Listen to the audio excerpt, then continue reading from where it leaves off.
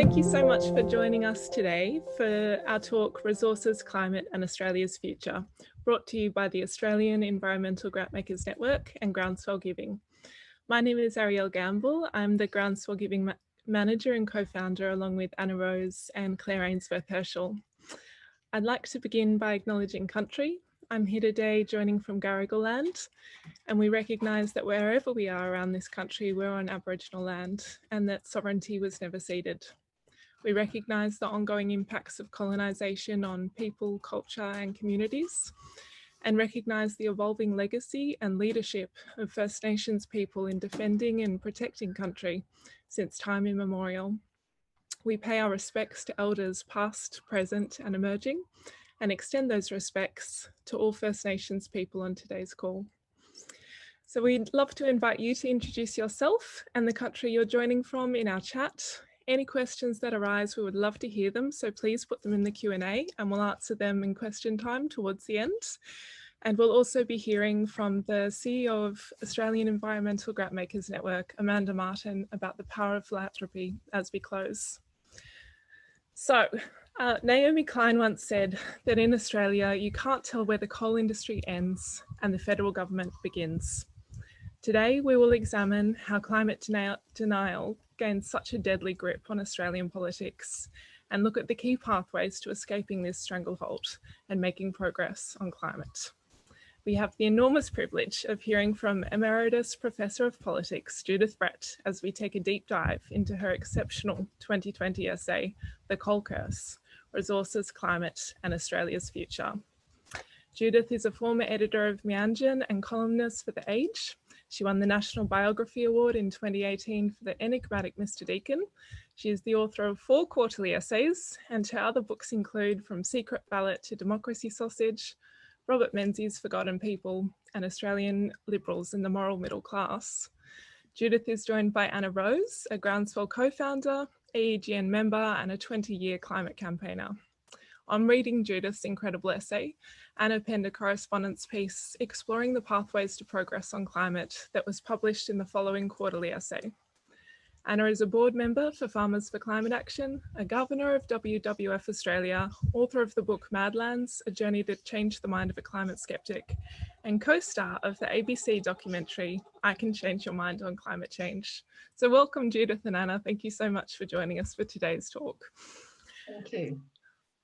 Judith, can you please explain to us, what is the resource curse that has shaped Australian politics for the past 40 years? How did things get so bad here on politics and climate? Well, the resource curse is something that economists have noticed in relation to countries that are supposedly rich in natural resources, that there can be other unintended consequences of this. And I guess in relation to Australia, we can see that if we look at our current export earnings profile.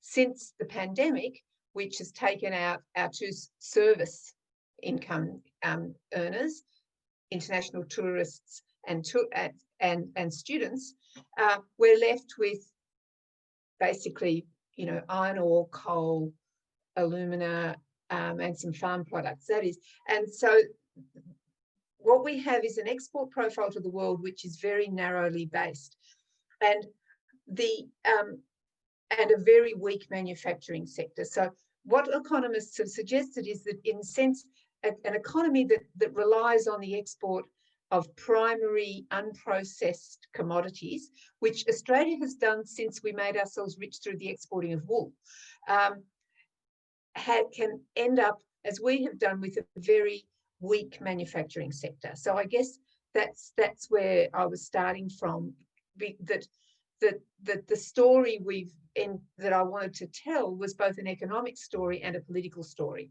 and that underlying the political story was a deep, much longer, 2-century economic story about the way the Australian economy, for its exports, relied so heavily on unprocessed primary products. And that would be a problem for us, anyway, but we managed that with wool and what have you. But what now with climate change, it's become a real curse, because our export sector is so dependent on the export of fossil fuels, coal and liquid natural gas. Thank you, Judith. And in your essay, you talk about the first Australians suffering the politics of this resource curse being Indigenous Australians. So before the politics of climate change hit Canberra, what role did the mining industry play in eroding land rights, and what impact did that have federally? Okay, so what I wanted to, I guess, to do was to try to understand why the mining lobby generally, and then inside of that, the fossil fuel lobby was able to accumulate the amount of political power that it could. That was the big question I wanted to answer. So, if you like, there's the economic story, which I mentioned, that partly it's able to do that because it becomes economically important to our export profile, but it doesn't employ very many people. And so from the 60s, the late 60s, when mining starts to become really important to us economically, it replaces wool as our major, mineral resources replace wool. The mining industry starts working, if you like, a big public relations campaign to try to convince Australian people that mining is absolutely crucial to the national economy, because mining takes place a long way away from where most people live, and as I said, it doesn't actually employ very many people, compared at that time with the manufacturing sector, which was where many Australians, many more people were employed. So mining becomes powerful and economically important in the late 1960s as two political changes happen. One is the rise of Indigenous demands over land rights and native title, and the other is rising concern about the environmental impacts of mining. At this stage, it's not climate change, it's environmental degradation, pollution of waterways, that sort of thing. And so the miners think, oh, we have to do something to protect our social license. We don't want this to get out of hand. So they basically start developing quite skilled public relations campaigns. The Australian Mining Industries Council, as it then was, puts a tax, if you like, on its members to fund public relations. So in 1972, when the Whitlam government gets elected on a platform that it will work towards land rights, legislated land rights for Indigenous people, the miners start swinging into action. Now, the Fraser government legislates for land rights.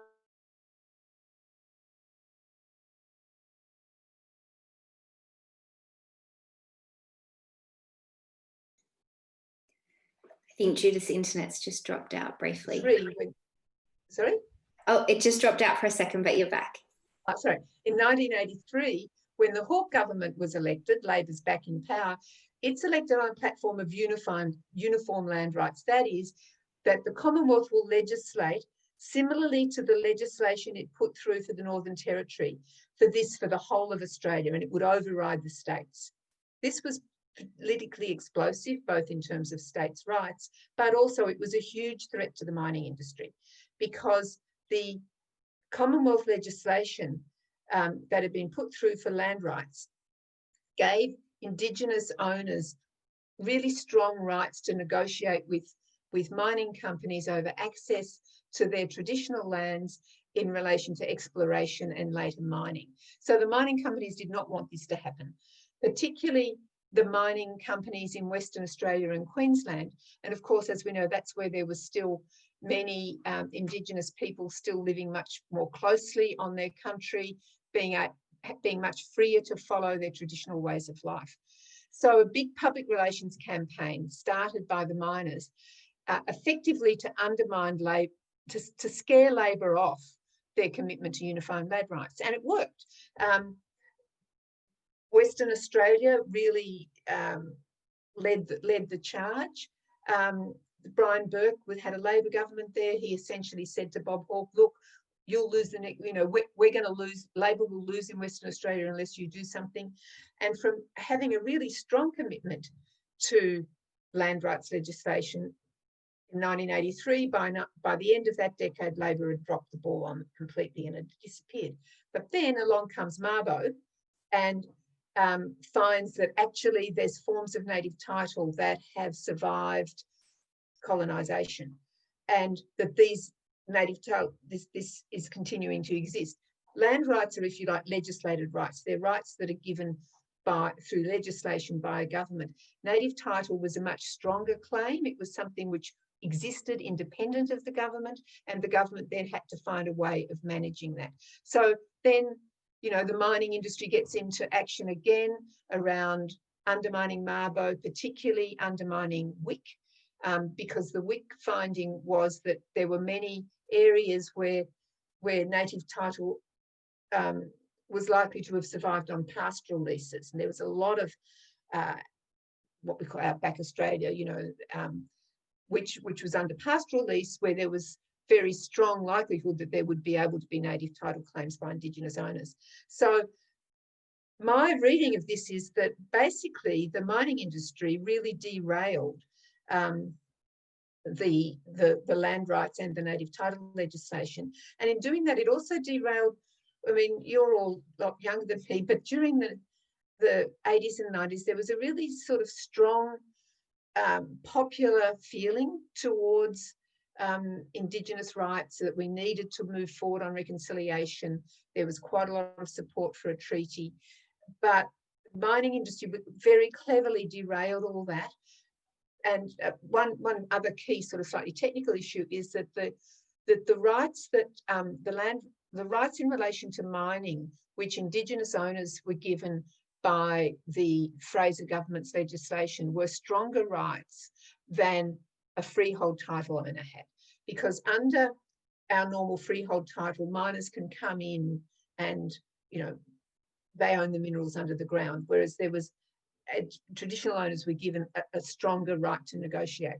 And this is what then leads to the sort of claims or complaints, I should say, you get with somebody like from Pauline Hanson saying, we should have the same law for everybody. Why should Indigenous people have stronger title laws than we've got? And the same happened then with WIC, and it was a very powerful argument which spread from land rights to all sorts of other things, affirmative action programs and self-management, and it really undermined a lot of the very progressive directions that were happening with native title. Now, the mining company didn't care really about, you know, welfare payments and that sort of thing. It cared about, but it did care about protecting its right of access to Indigenous land. Sorry, that was a very long and rather technical answer. No, it was fascinating. Thank you, Judith. And how did that, what affected this early erosion of land rights by the mining sector have federally on climate policy and federal resistance to any kind of progress on climate? Okay, so I think there's two answers to that. The first is it gave the mining lobby a lot of confidence and experience. It had run a very successful negative public relations campaign through the 80s and into the 90s on Indigenous land rights. It had developed sophisticated public relations techniques, its personnel, you know, the mining industry was behind it. But more secondly is that it had polarized politics. It led to a sort of a harder, more polarizing conservative coalition party, I would say. So in the struggles over WIC and over Mabo, which were where Paul Keating was actually very committed to trying to have a reasonably progressive response to those High Court judgments. You remember the 1996 election, the campaign slogan of the Conservative Party was "For all of us."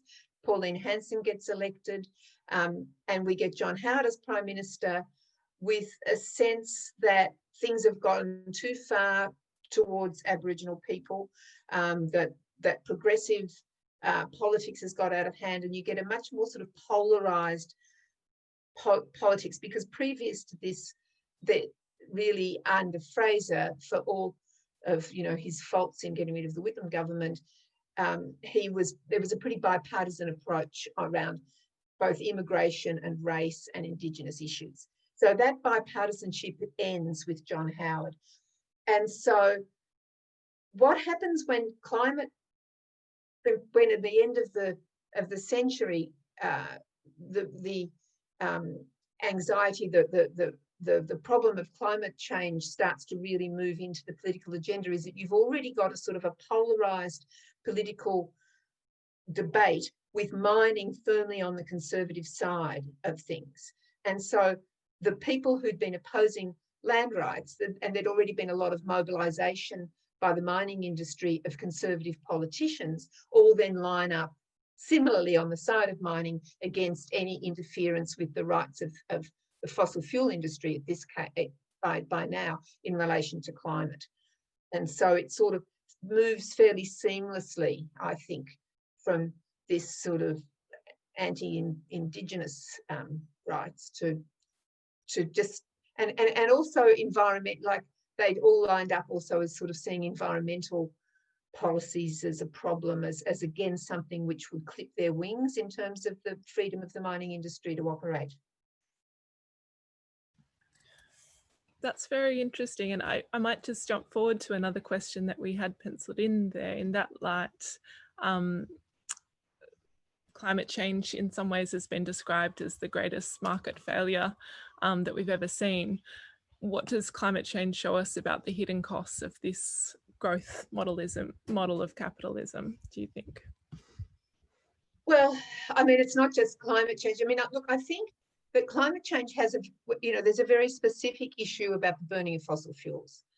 There's then a bigger issue about the commitment to growth in its sort of an industrialized economy, and it's not just under capitalism, and we can see it's there in China, and it's there in Russia, and the broader environmental impacts of that. I mean, I've been thinking about that, like we're very focused on, well, isn't this great? We can move from fossil fuels to renewable energy, and then you see these enormous solar farms going into areas of arid Australia where, presumably there's going to be some devegetation, and so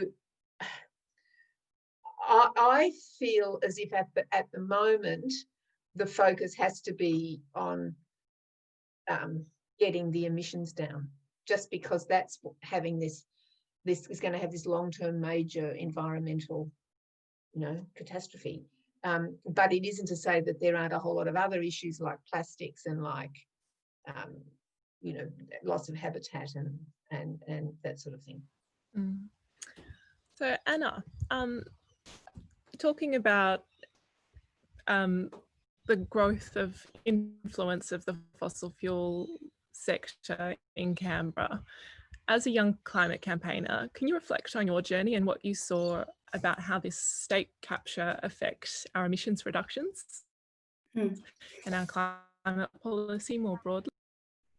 Yes, I loved reading Judith's essay because, I mean, I was born in 1983, so the kind of historical events that she described in her essay in the 80s and early 90s, I was a little bit aware of as a child, but I suppose when I became involved in the climate movement as a 14-year-old, which was, around all of the time of John Howard taking power, the rise of Pauline Hanson and One Nation, and the mining lobby. I grew up in Newcastle, but my mum's family are all farmers around the Hunter Valley, which had been right at the coalface of expansion of coal mining. And so, when I started getting involved in campaigning on these issues, and I would go to Canberra and see so many fossil fuel lobbyists, back then I didn't know the context and the history. And so I've learned more about it over the years, but reading Judith's quarterly essay was just so powerful because it really put it all together and really explained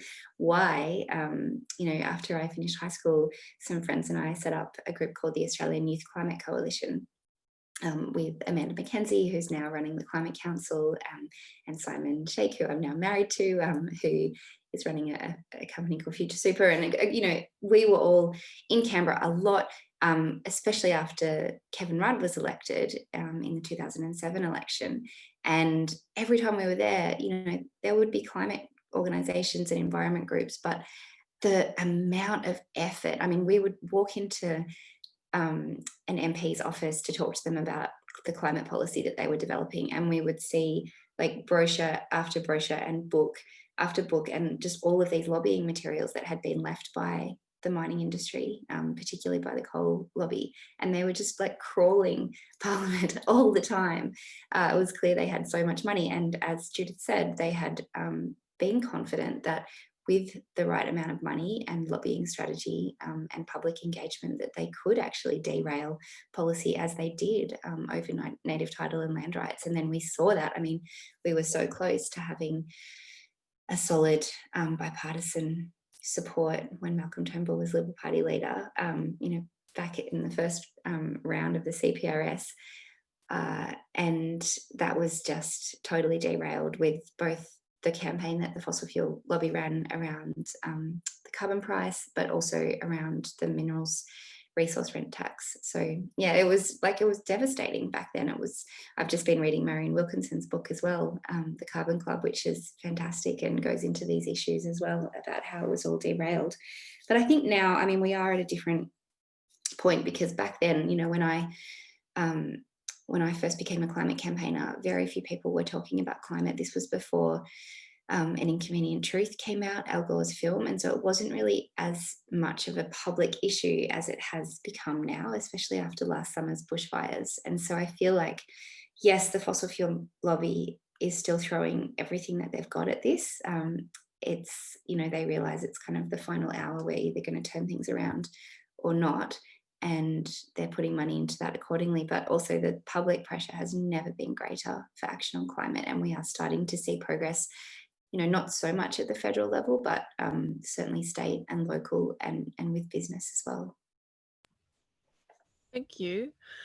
I think that's really interesting. In the world right now, we've got all these countries, US, China, Japan, South Korea, UK, coming out with net zero emission targets, roadmaps, Bunnings going to renewables, Woolworths going to renewables. But we are still the world's largest exporter of coal and gas without a federal net zero target. So the question I'd like to ask of you both is, has Australia made itself a rogue state in this new climate? Yeah, well, look, I know I did a big ideas talk with, his name's gone over head anyway, for the ABC, and I was asked about what's it going to take to shift Australia, and I think it's going to be international pressure. I think that in a way the pandemic has sort of made things a bit worse, because as I said at the beginning, our export profile is now so narrow. Now, much of that is iron ore, but coal and LNG are also an important part of that. And with other sources of export income in services having basically evaporated, in a way that's made us a bit more dependent. It's had another good effect, which is it's made the coalition government actually start talking a bit more seriously about manufacturing, which it wasn't doing for the last, it got rid of the car industry. So I do think we risk being a rogue state, but we also are quite vulnerable on this, and that's why I think Ross Garnaut's book Superpower is such a brilliant move, and a lot of other people have been taking up exactly his argument or coming to a similar conclusion, which is actually what we've I've talked about resource curses, but our Australia's resource riches have in a sense been our blessing. That's really been much of the foundation of our prosperity, and that we can we can become a renewable energy superpower.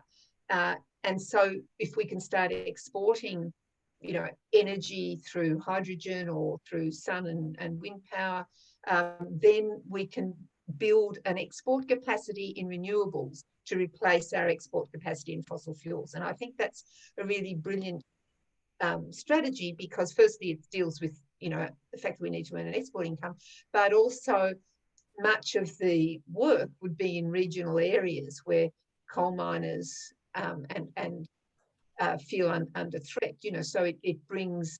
It's not a sort of city-based solution. You know, it's a regional-based solution, and I think that's really important for the politics of this. Thank you. Anna, do you have any reflections on Australia as a rogue state? Well, I agree with Judith that international pressure is really important and is ramping up. I mean, we know that Joe Biden mentioned climate change in his first phone call after he was elected in the United States, and we know that Boris Johnson in the UK, leading the Conservative government there, is pressuring Australia to include climate conditions as part of the trade deal that they're negotiating with us at the moment. We know our major trading partners, China, has a net zero by 2060 target. South Korea and Japan both have net zero by 2050 targets. So there is a lot of pressure internationally now on Australia, and our position is certainly isolated now that we've had a change of government in the US. We're also, though, I mean, in terms of our international positioning, yes, there's lots of pressure, but I also think now domestically, it's very positive that the 3 coalition state governments have made very good progress on climate. We've seen a big announcement from the New South Wales government recently that will stimulate $32 billion of investment in renewable energy. South Australia, the coalition government there largely kept the policies that the Labor government had implemented on renewables.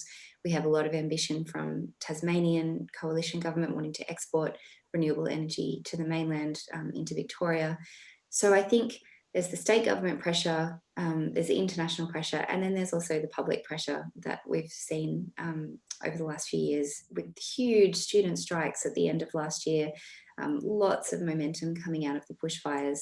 And whilst COVID has certainly thrown a spanner in the works when it comes to the amount of momentum we had at the start of the year, that public demand for action on climate is there. And I should, now's probably a good time to mention that this week the Zali-Steggall bill, there's going to be an inquiry into that, and it's a great opportunity for all of us to make submissions supporting federal climate legislation, because yes, whilst we've got excellent leadership happening at the state level and from business, eventually we do need our federal government to act. I mean, they needed to do it 10 years ago, but today's the second best time. And what do we risk without establishing a federal net zero target? What is it that, how could we be damaged by this, Anna? Oh, well, I mean, Australia is one of the most vulnerable industrialised countries in the world to the impacts of climate change. So in terms of our economy, our food security, our health, the viability of our cities, our coastal infrastructure, and our rural and regional communities, I mean, we have so much to lose. I saw last week the CSIRO report on climate, like a summary of what's happened in terms of Australia's climate, was released, and they found that Australia has heated up 1.44 degrees since the Industrial Revolution, and that's a much faster rate of warming than most of the rest of the world, with the exception of the poles, Antarctic and the Arctic. So we have everything to lose, and we also have so much to gain if we act. I think Judith can probably talk more about the economic opportunities that we're missing out on from not diversifying our economy, and particularly our exports. But we are one of the sunniest and windiest countries in the world, so we are just losing that opportunity to be at the forefront of the next way of generating energy and exporting energy. Judith, would you like to elaborate on that as well from an economic? Yeah. And look, I think in terms of fossil fuel exports, let's just put climate change aside and bracket that, and look at what's happening with renewable energy.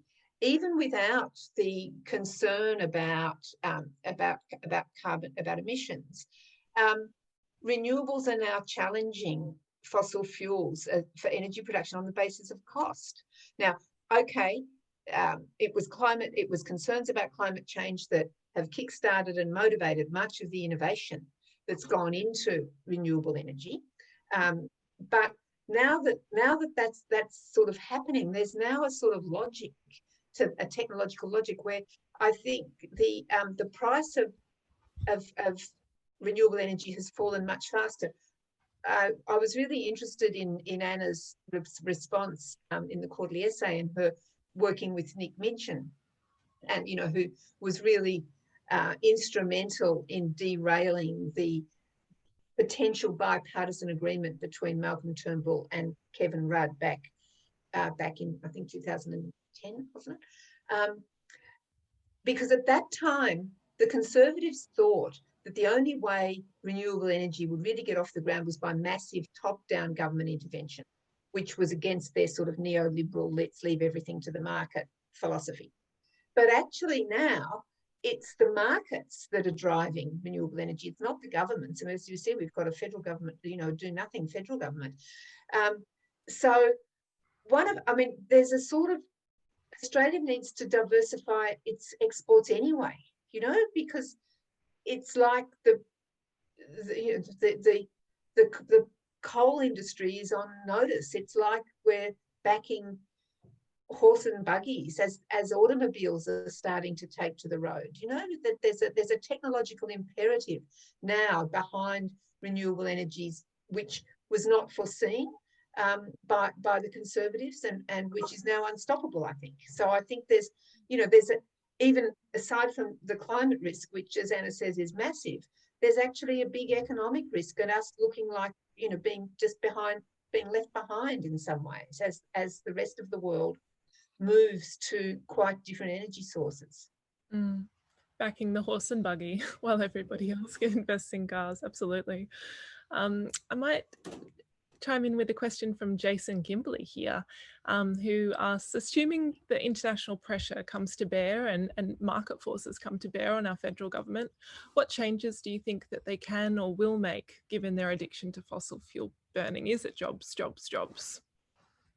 Well, can I just say about the jobs, jobs, jobs? That's a PR campaign. That's what they say. I mean, there's jobs and jobs. There's jobs in renewable energy. I mean, if investment went that way, there would be jobs there. So, but that's evidence of the success that the fossil fuel industry has had in convincing many Australians. I mean, the coal mining industry, when I looked up, it employs about 40,000 people. Now that's the same number of people who were employed in the manufacturing industry when the coalition government happily shut it down. So, but very successfully, they've made it like a sort of symbol of commitment to jobs, and so other blue collar workers, somehow they've made it that they feel slightly under threat in relation to the coal industry. So I think that's part of the success, the PR success of the fossil fuel industry, that even that question, the jobs, jobs, jobs. And there are so many amazing plans put forward by the climate movement around a COVID recovery package. I'm thinking of Beyond Zero Emissions and their 1 million jobs plan. Can we still escape a gas-fired recovery in this country? Anna, what are your thoughts on this? Yes, we definitely can. We don't need to go down the path of a gas-fired recovery, and it's not too late. Even though the government's been using that rhetoric, it's not too late to stop that becoming a total reality. There's been some really great work done this year around delaying and stopping that gas expansion with traditional owners in the Northern Territory. In particular, shout out to the work of SEED, Indigenous Youth Climate Network, who've been one of Groundswell's grant recipients, and also Original Power, who are another fantastic organisation working with community up there, as well as Lock the Gate and the Arid Lands Environment Centre, and lots of those local organisations that are putting themselves out there to stop that gas expansion, as well as Western Australia, the Burrup Hub. So there's a lot of on-ground community organising happening to stop that expansion. But there's also, I think, been a narrative shift. I mean, we've seen the federal government, Scott Morrison was the man who stood up in Parliament and cradled a lump of coal like it was his teddy bear. So to have that shift to now him not talking about coal and talking about gas, but even the gas language, it doesn't match the reality of what we had feared we would have seen in the federal budget. We were expecting a lot, or fearing a lot more funding for gas expansion in the budget than what actually happened. So I feel like these and I think the narrative shifted as well. Like more people are understanding that gas is also a fossil fuel and is highly polluting. So I think that we do still need to make progress on gas, and the campaigns that are running are still really important. But I don't think that it's at all time to throw our hands up in the air and say, no, the gas-fired recovery is like on its way and there's nothing we can do. There's still a lot we can do. Mm. And Trine Barter has asked, what do you see as the most effective way of pressuring federal government to move away from fossil fuels? I know this was sort of the basis of when you read Judith's essay, Anna, as a climate campaigner. That, I guess, informs your response. I'd love to hear about the two pathways that you outlined in your essay. Sure. Well, I loved reading Judith's essay because when you look back throughout history, you see that the path that we've ended up on was never inevitable, that it was actions and choices from people that shaped the situation we're in today. And that is actually really empowering because it means that we can make different choices and we can work with people in our circles of influence to pressure them to make different choices and shape a totally different, history when our kids, I have a 5-year-old son, when he's looking back at this critical decade, and this is what scientists said, this is saying this is the last decade we've really got to turn things around before we hit those really critical climate tipping points. We have to do everything we can right now. So in my response to Judith's essay, I talked about the two pathways that I think in Australia are the most promising in terms of shifting our federal government.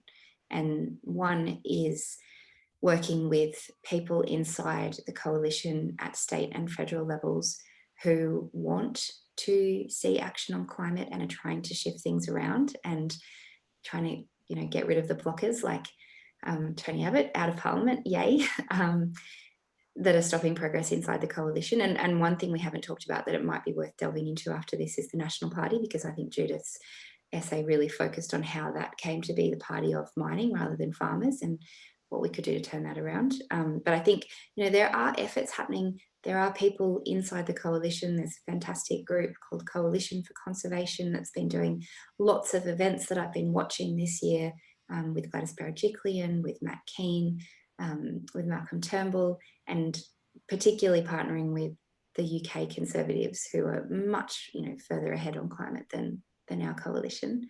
So I think supporting when coalition state governments do good things on climate, really backing them in, supporting what they're doing and showing that you can actually be a coalition voter and support action on climate, that should be possible to be those two things. And then the other strategy that I talked about in my essay or my response was the finance work, which has been happening globally, but also very effectively in Australia, to ensure that new fossil fuel projects can't get access to finance, can't get insurance, and can't get investment.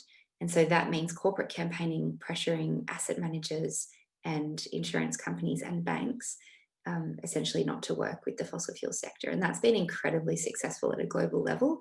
350.org globally has been working on it. The Sunrise Project has a fantastic global finance campaign. So I think those two areas in the time that we have left, we know that it's quite likely Scott Morrison will win the next federal election. We don't have time to wait for a change of government and then hope everything will get better. We have to try and find a way to shift the governments that we have in power now. Yeah, and I was just say, I thought that was a really powerful point in Anna's reply, to try to break the sort of polarization which set in when Howard was elected and which has been really damaging to climate politics, I think, because it became an identity issue for a lot of conservative politicians to be against climate policy, who didn't really necessarily know anything. And so rather than an issue that was based on science and reason, many of you may have seen the little exchange between Malcolm Turnbull and Paul Kelly on Q&A, where Paul Kelly's sort of going on about, we have to be open to debate and, do sides.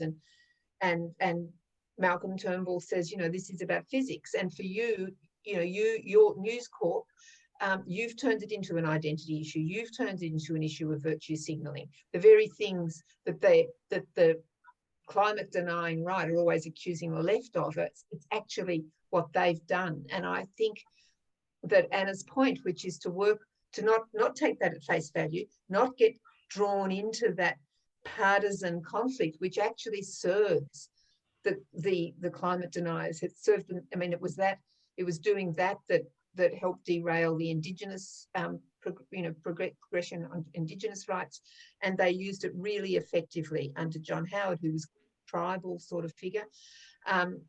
So I thought that was a really constructive contribution, Anna, really.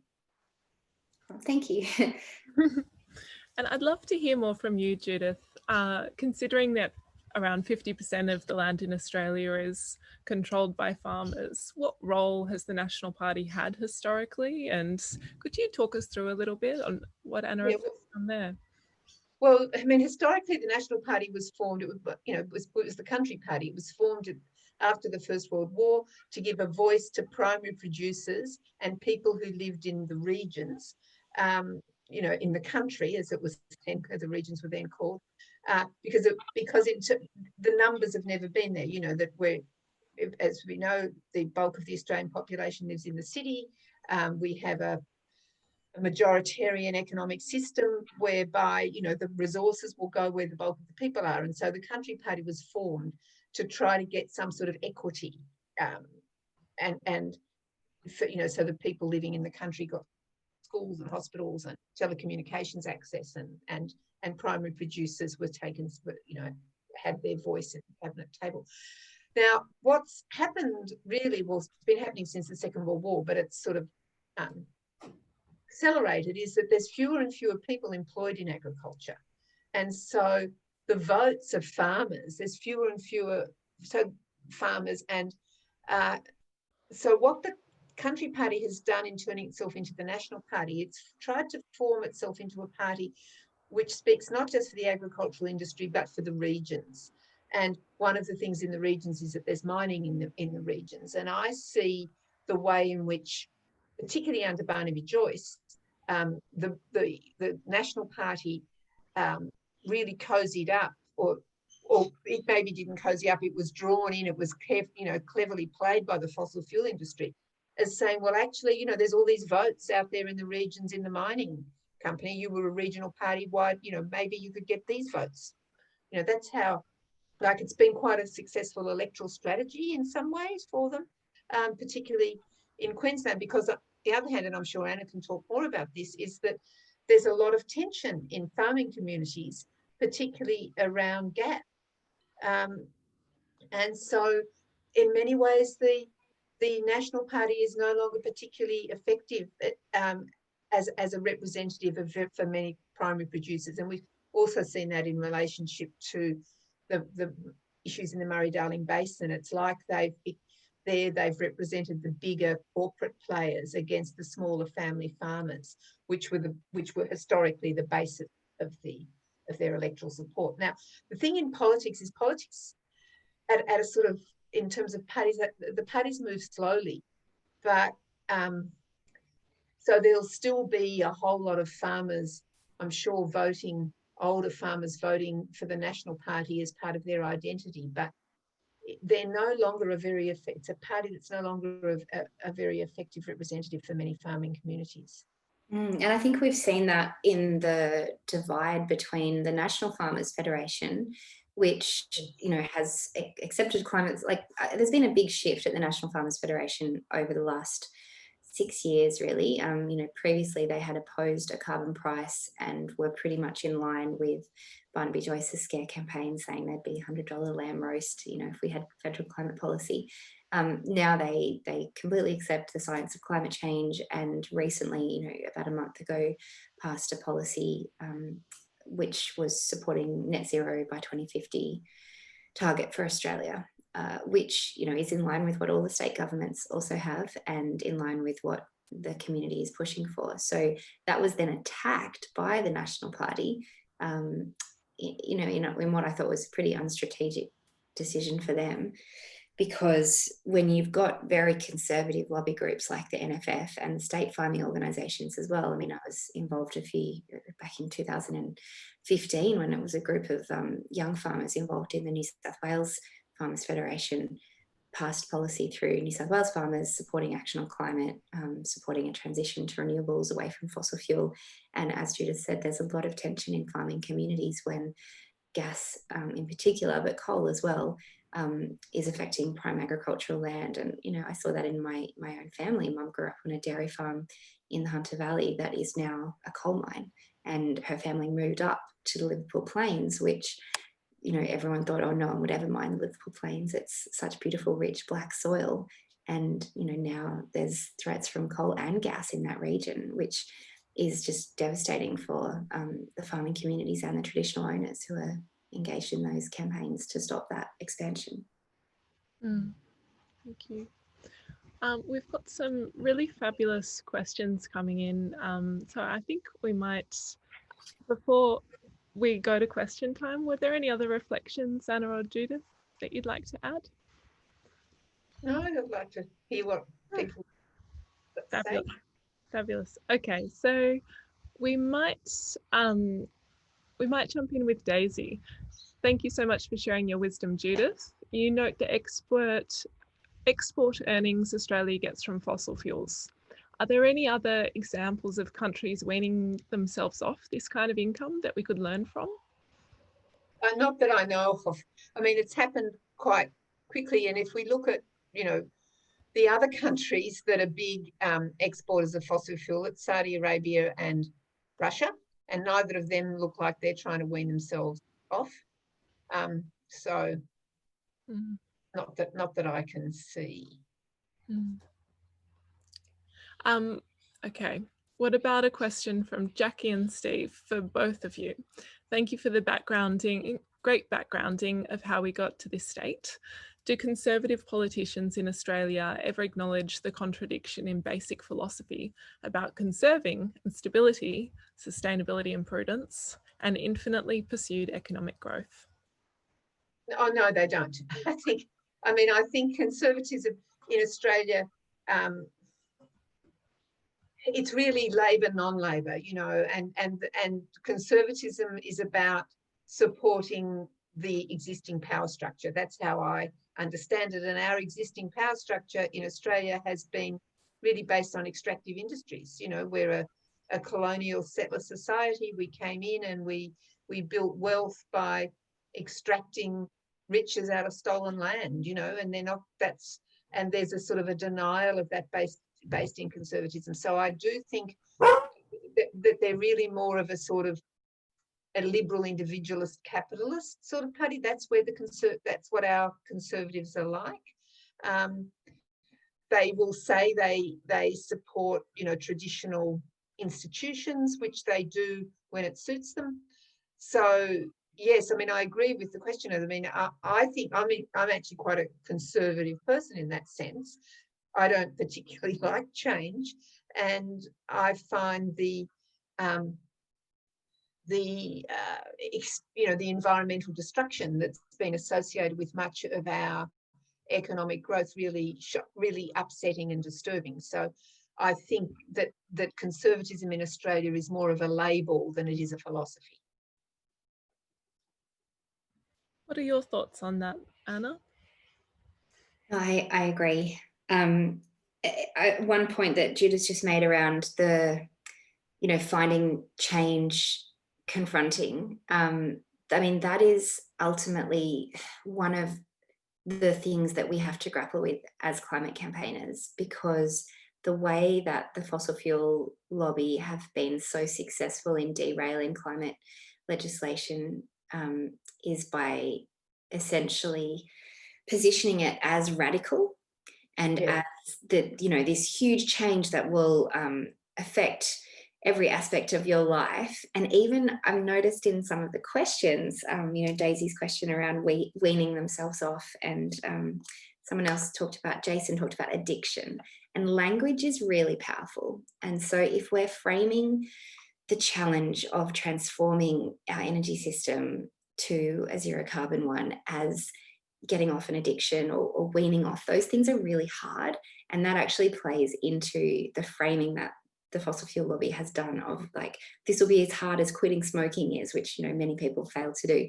Actually, I think we need to be framing it as an exciting opportunity that is leaning into the future. You know, we're going to be using new technology and creating new jobs and providing Australia with the basis for our future prosperity in energy, and in all of the areas where we have opportunities to reduce emissions. Because if we kind of buy into that frame that this transformation will be really difficult and disrupt every aspect of our lives, it's going to freak people out more than it has to. Because the thing is, we already do have the solutions to climate change, and they are being implemented all around the world. All we need to do is scale them up.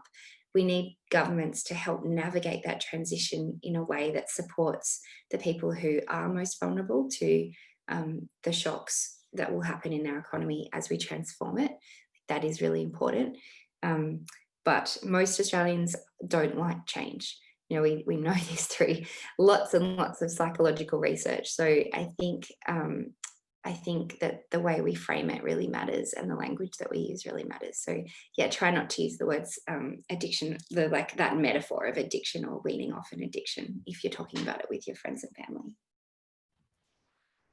So in that light, you know, the fossil fuel lobby have done the most amazing PR campaign on how hard it will be to transition, on why we, you know, on this kind of addiction metaphor around fossil fuels. There have been a couple of questions come in from Trina Michael. What would it take for us to create a climate lobby group as powerful as the fossil fuel lobby group? Well, look, I think you have to recognise that the fossil fuel lobby group have got deep pockets.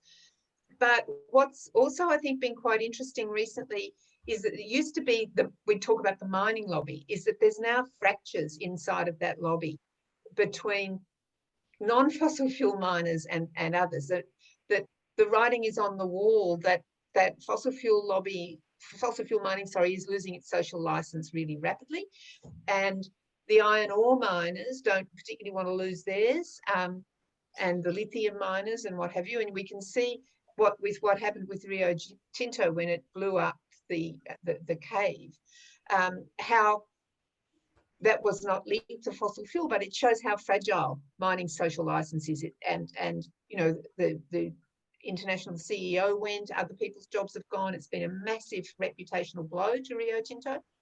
So I think that the fossil fuel lobby, in a way, is weakening because you know, it's being isolated inside of the mining lobby. But I think it's also that there's a sort of there's an inevitability, I think people are starting to realise about the fact of the risk that climate change is running. I think talking about using the language of risk, I think, is something that people understand. People insure themselves against risk, and so to just, you know, against the people who want to say, oh, look, maybe, you know, maybe it's a bit exaggerated or something, you can say, well, actually, would be good if it was, but there's a risk that it isn't. You know, let's think of, you know, I think that language is something that speaks to the way ordinary people organise their lives. Yeah. You know, so. Yeah. I remember talking to a taxi driver once about climate. I mean, I often talk to everyone I can when I get the opportunity. And, you know, we were talking about the fact that he insured his taxi every year, and you don't get to the end of the year, and if you didn't crash your taxi, say like, oh no, like what a waste of money, wish I'd crashed, so I got my value out of that insurance. Like, you want to make sure that you're protecting against risk, you know, even if that risk doesn't eventuate. So I think risk is very, very important in the framing, and also works really well with conservative leaning audiences. Back to the question around how do we build a movement as powerful as the fossil fuel lobby? I mean, that is part of why we set up Groundswell, Ariel and Claire and I, and also why the Australian Environmental Grantmakers Network exists. And I'm sure Amanda will talk about this in a minute, but you know, you look at the amount of money that fossil fuel companies have put into derailing climate policy and overturning prime ministers, and it has been like such a small percentage of their profits, and they've gotten such great bang for their buck out of it. Even last federal election, Clive Palmer spent $60 million basically on a negative ad campaign against Labor. That was a key determinant in them losing seats that they were predicted to win, especially in Queensland. And he will easily make more than $60 million if his mine in the Galilee Basin goes ahead. So for them, it's just a business decision, like putting money into public campaigning and public communications. So I think we need to be a lot better with philanthropy at raising more money, getting people who are funding, you know, at the moment, things like the arts or education, like all those things matter. But if we don't have a planet to survive on, then we can't achieve any of the other, you know, goals that we have as humanity. And so, you know, that's one of the key things. But I also think, you know, we don't need to have one big lobby group on the climate movement like the Minerals Council has for the mining sector. That actually we have something that they'll never have, which is people power. And that actually people often work best in smaller groups and in groups where they share something in common with the people that they're collaborating with. And so, you know, I've been so excited to see the rise of so many groups. Ariel mentioned earlier, I'm on the board of Farmers for Climate Action, and, you know, coming from a farming background, that just means so much to me to see all of these incredible farmers exercising leadership, not only in the way that they manage their own land, but also in the way that they're presenting the case for climate action to politicians and to agribusiness and to the general public. But there've been, you know, over 30 groups like this emerge over the last probably 5 years.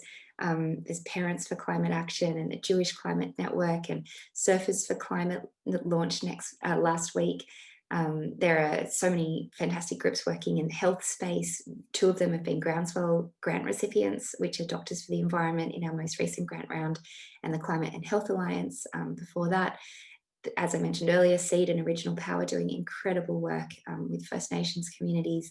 You know, the diversity and power of all of these groups working with constituencies that you wouldn't normally think of necessarily as leading on climate, but they're activating their own communities and making enormous progress. And I think that is what, you know, from the feedback that I've gotten from federal politicians, that is what really scares the politicians, is where it's not just the environment groups anymore that are standing up. It's actually, yeah, parents and surfers and farmers and different religious organisations, and it's actually pressure coming from unlikely suspects. So that is, maybe to answer your question, how do we build a lobby group as powerful as the mining lobby? You know, I think we're well on the way to doing it. We just need to be scaling it up. And if you're watching today and you're not already involved in a climate organisation, there's one for you. And if there's not, just set one up. Absolutely. Challenge. I think that might be a really lovely moment to hand over to Amanda Martin now from the Australian Environmental Grantmakers Network to speak to the power of philanthropy and the power of giving. So I'm going to ask Amanda to join us. We're so thrilled to have the AGN working with us in partnership on this event. Going to ask you to unmute. There you are. Welcome, Amanda. Thank you so much for being here. Thanks, Ariel. Can you hear me okay? Yeah. Yes, excellent. Yeah, well, thank you. And that was a great segue really into what I was going to talk about. Thanks, Anna. Before I do though, I wanted to just reflect on Anna and Judith and Ariel's conversation there, and thank you. What a brilliant conversation that was, to give a context to what we're all facing and get so frustrated about. I think, Judith, just hearing that sort of historical and current context has really helped me think a little bit more about my role. And I'm going to admit that I haven't read your piece. So I'm going to rush out now, get down to the newsagents and purchase it. So thank you, You'll probably Judith. have to get it online. Oh, seriously? Yeah, because it's a quarterly essay, and they have a limited life on the shelf life, but you can get them. You can buy them through your bookshop. Yeah, that's you won't good. get it at the newsagents. Okay, I've got plenty of good bookshops to get to, so I'll do that. Now we're out of lockdown in Melbourne, we can get to a bookshop, which is great news. That's right. So I was going to talk a little bit about the power of philanthropy, and I think Anna has really captured that power. And there's many AGN members I can see on this Zoom call, and many of them will have some great stories that can be shared with all of us. But really, Anna, what you were saying with regard to the mining industry, they do have deep pockets. And so to be able to give fuel to all those fabulous groups that you're talking about, you just mentioned 30 different new groups that have just emerged. And there's hundreds of other groups that have been working on climate change for many years. And they're not just climate change groups either, are they? They're groups that are working on different issues, but have taken up climate change as a major issue. So really, the power of philanthropy is that it's independent funding. It's not beholden to political cycles. It's not beholden to shareholder demands.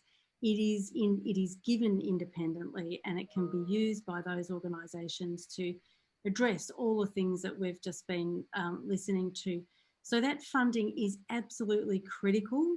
Without that sort of funding, I don't think that we would be able to achieve the scale and scope of what needs to be achieved over the next couple of years.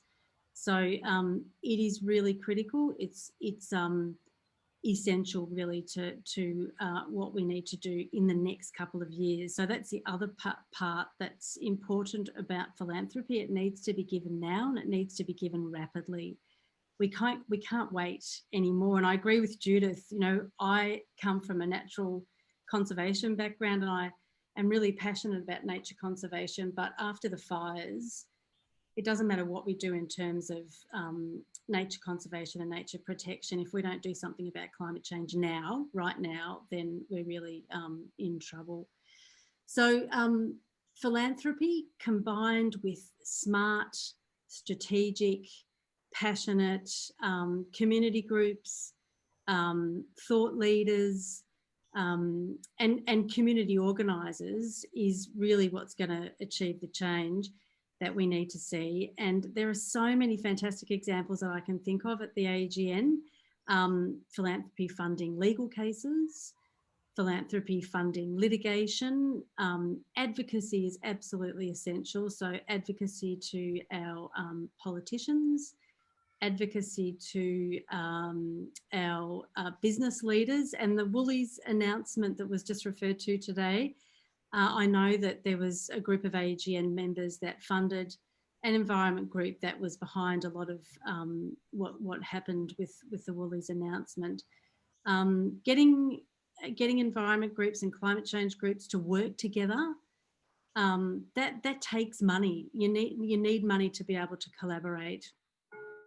The fantastic communications work that we see coming out of the Climate Council, for example, the fire chiefs, the amazing advocacy they've been doing over recent months, that's all been funded by independent money coming from philanthropy. And that, just mentioning the importance of the international community, again, to bring the international community to the forefront, we need philanthropic funds to work with environment groups to be able to achieve that.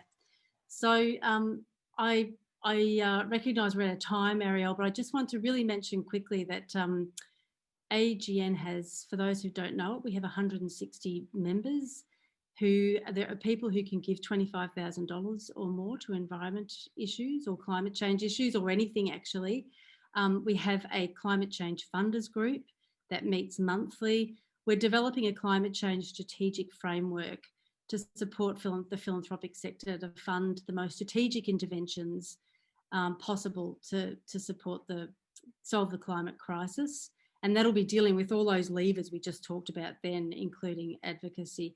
And we're also developing in early 2021, in collaboration with Philanthropy Australia and Philanthropy New Zealand, a climate change lens, which will help funders to have a more confident understanding of whether a problem that you're targeting is exacerbated by climate change, and how you can find solutions that address the purpose areas that you care about, and climate change, of course, as well. So if you're interested in joining the AGN, please do. just send us an email. I'm sure Ariel or Anna would be able to put you into contact with us. So there's lots of opportunity. Philanthropy can really make the difference with those fabulous leaders that Anna's just talked about. And I hope that you get on board, because now's the time. That's it from me, Ariel. Thank you so much, Amanda. It was so great to hear from you about EGN and the inspiring work that you do. And I know my two co-founders, Anna Rose and Claire Ainsworth Herschel, are both proud members of the EGN as well. And thank you, Judith and Anna, for that fantastic talk. There's just so much to think about and unpack. And I really recommend that if you haven't already, I've put a link in our chat so that you can buy the Coal Curse, Judith's brilliant essay on this history. You know, you'll leave with everything underlined, as Anna did. It's just, yeah, the most fantastic overview of how we got here.